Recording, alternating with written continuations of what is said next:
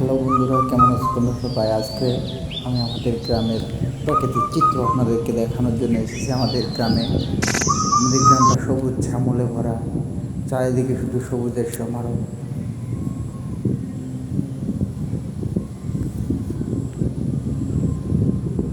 এখানে রয়েছে সবুজ ঘাস, সজনে পাতার ডাল, কচু বাগান, আরও অনেক কিছু।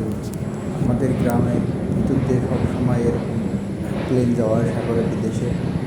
আমার ঘরের বাইরে বের হলে দেখা যায় এইসব প্লেনের যাওয়া আসা।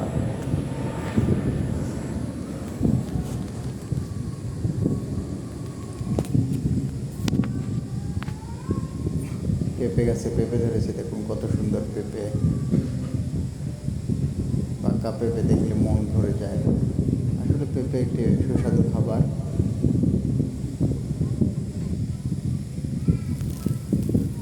এই ঘাসের বুকে এলাকার অনেক জঙ্গলে এখন কত সুন্দর ফুল ফুটে আছে, এখন আমি আপনাদের দেখাবো। আমাদের গ্রামে সদ্য ফোটা হাজার গোলাপ, যা আমার বিশ্বাস আপনারা অনেকে হয়তো দেখেছেন, অনেকে এখনও দেখেন নাই, জীবনে ফার্স্ট। হাজার গোলাপের দিক থেকে অনেক সুন্দর, একসাথে অনেক গোলাপ ফুল, এই জন্য এর নাম রাখা হয়েছে হাজার গোলাপ। হাজার গোলাপের সৌন্দর্য এবং ঘ্রাণটা আসলে অনেক।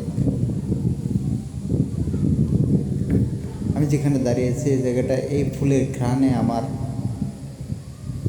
অনেক ভালো লাগতেছে। এই জায়গাটা ভরপুর একটা মলিন হয়ে গেছে ঘ্রাণে।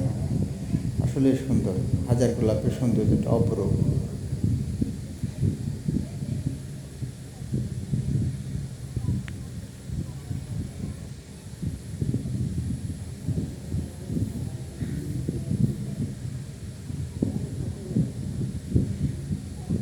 এখানে রয়েছে ডুমুর গাছ, যেটা আমাদের এলাকায় খোকসা পাতা বলে, খোকসা পাতার ফল।